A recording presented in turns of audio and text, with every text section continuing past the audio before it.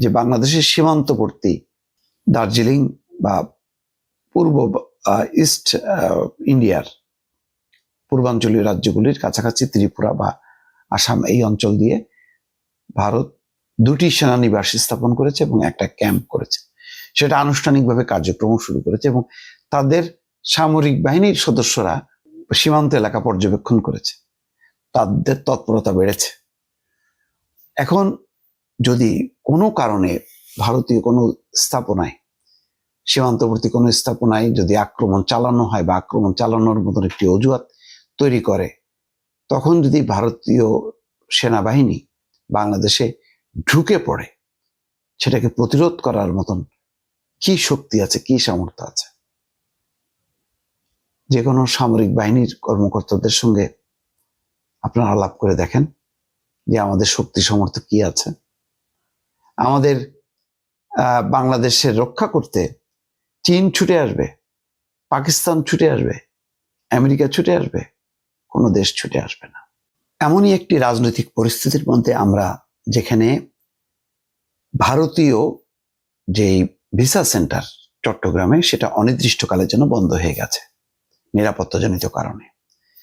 আবার খবরে দেখছি দিল্লিতে বাংলাদেশ হাই কমিশনের সামনে বিক্ষোভ, কিছুক্ষণ আগের খবর। কি হতে পারে এর ফলাফল? দর্শক, একটু বিশ্লেষণ করে দেখি।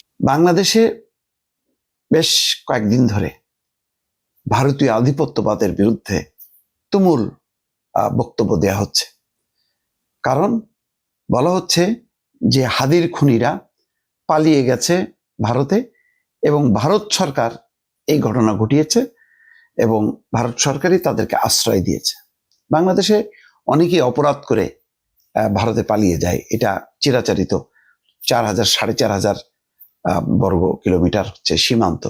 বহু অপরাধী এইভাবে অপরাধ করে চলে যায়, আবার ওই পারের অপরাধীরাও একইভাবে অপরাধ ঘটিয়ে বাংলাদেশে আশ্রয় নেয়।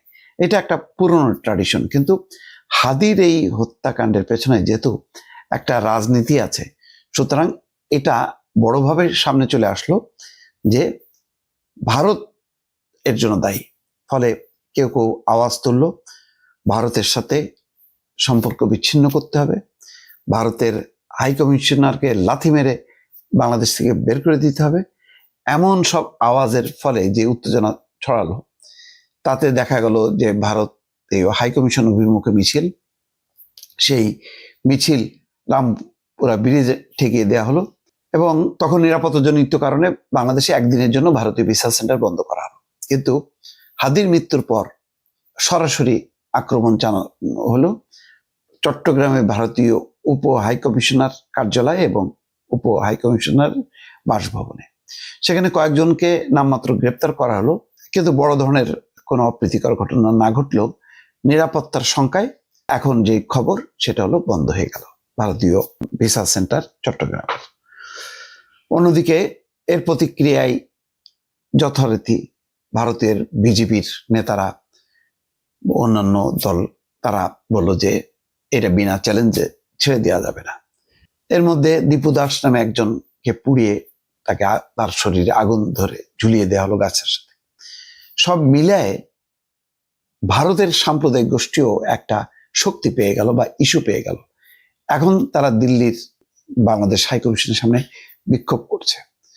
বিপদটা হলো এই যে যদি বাংলাদেশের সীমান্ত সংলগ্ন সবচেয়ে বড় রাজ্য হচ্ছে পশ্চিমবঙ্গ, সেই পশ্চিমবঙ্গে বাম গণতান্ত্রিক শক্তি ক্ষমতায় আছে। গণতান্ত্রিক শক্তি তৃণমূলের অবস্থা এমনিতেই ভঙ্গুর অবস্থা, ভালো অবস্থায় নেই। সিপিএম একসময় কর্তৃত্ব করত, তারাও এখন নিঃশেষ। কংগ্রেস, যেটা কংগ্রেস আই, ইন্দিরা, তাদের অবস্থা খুব শক্তিশালী না। এই অবস্থায় ক্রমাগতভাবে বিজেপি সেখানে ক্ষমতায় আসবে এমন একটি পরিস্থিতি তৈরি হয়ে আছে। তার মধ্যে বাংলাদেশের এই ঘটনা, পশ্চিমবঙ্গের মৌলবাদী শক্তি, পশ্চিমবঙ্গের বিজেপির মানে ছত্রছায় বা বিজেপি ইটসেলফ একটা যে সাম্প্রদায়িক মৌলবাদী গোষ্ঠী, তারা এখন কিন্তু হুঙ্কার দিচ্ছে এবং তারা বলছে যে ধর্মকে রক্ষা করতে হবে, বাংলাদেশে হিন্দুদের বিরুদ্ধে কার্যক্রম চলছে, তারাও আর একটা ধোঁয়া তুলে সেখানে পরিস্থিতি এমন করছে আস্তে আস্তে ধারণা করা যায় তারা হয়তো ক্ষমতায়ও চলে আসতে পারে। যদি ক্ষমতায় আসে তাহলে অস্থিরতা আরো বাড়বে। অন্যদিকে পত্রিকার খবর যে বাংলাদেশের সীমান্তবর্তী দার্জিলিং বা পূর্ব ইস্ট ইন্ডিয়ার পূর্বাঞ্চলীয় রাজ্যগুলির কাছাকাছি ত্রিপুরা বা আসাম এই অঞ্চল দিয়ে ভারত 2টি সেনানিবাস স্থাপন করেছে এবং একটা ক্যাম্প করেছে। সেটা আনুষ্ঠানিকভাবে কার্যক্রম শুরু করেছে এবং তাদের সামরিক বাহিনীর সদস্যরা সীমান্ত এলাকা পর্যবেক্ষণ করেছে, তাদের তৎপরতা বেড়েছে। এখন যদি কোনো কারণে ভারতীয় কোনো স্থাপনায়, সীমান্তবর্তী কোনো স্থাপনায় যদি আক্রমণ চালানো হয় বা আক্রমণ চালানোর মতন একটি অজুহাত তৈরি করে, তখন যদি ভারতীয় সেনাবাহিনী বাংলাদেশে ঢুকে পড়ে, সেটাকে প্রতিরোধ করার মতন কি শক্তি আছে, কি সামর্থ্য আছে? যে কোনো সামরিক বাহিনীর কর্মকর্তাদের সঙ্গে আপনারা আলাপ করে দেখেন যে আমাদের শক্তি সামর্থ্য কি আছে। আমাদের বাংলাদেশের রক্ষা করতে চীন ছুটে আসবে, পাকিস্তান ছুটে আসবে, আমেরিকা ছুটে আসবে, কোনো দেশ ছুটে আসবে না, কখনো আসে না। তাহলে পরিণতি কি হবে? যদি ভারতীয় দূতাবাসের কার্যক্রম, ভিসা সমস্ত বন্ধ করে, তারপরেও সাধারণ মানুষ যে ভোগান্তি হবে, চিকিৎসার জন্য যেতে পারবে না ভারতে। ইউরোপ, আমেরিকার অনেক ভিসা সেন্টার দিল্লিতে অবস্থান করছে, তাহলে শিক্ষার্থীরা ইউরোপের দরজা, সে মানে এডুকেশন মানে শিক্ষা, ইউরোপের শিক্ষা বাংলাদেশের শিক্ষার্থীদের জন্য বন্ধ হয়ে যাবে।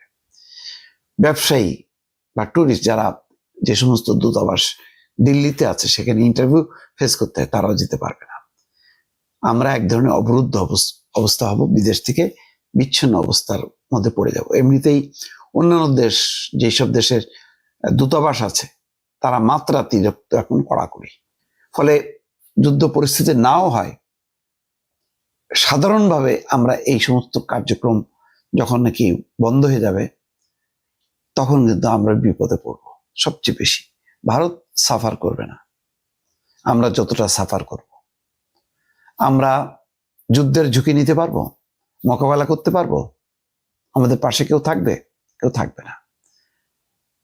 এই সমস্ত আমাদের দেশের এই উগ্রপন্থী মৌলবাদী গোষ্ঠী তারা কিন্তু ভালোভাবেই জানে, তারা ইচ্ছা করে বিপদ ডেকে আনছে যাতে এখানকার যে গণতান্ত্রিক শক্তি, তারা যাতে পজিটিভ কথা বললে তাদের গায়ে ট্যাগ লাগানো যায় যে এরা ভারতের দোসর, বেকায়দায় ফেলছে। গণতান্ত্রিক শক্তিকে বেকায়দায় ফেলে তারা একটা উন্মাদনা তৈরি করছে, যার ফলে প্রতিবেশী ভারতের সাথে তো সম্পর্ক এমনিতেই খারাপ, আরো তলানিতে যাচ্ছে। ভারতের বাংলাদেশের ব্যাপারে যে নীতি, সেই নীতির বরাবর আমরা সমালোচনা করেছি।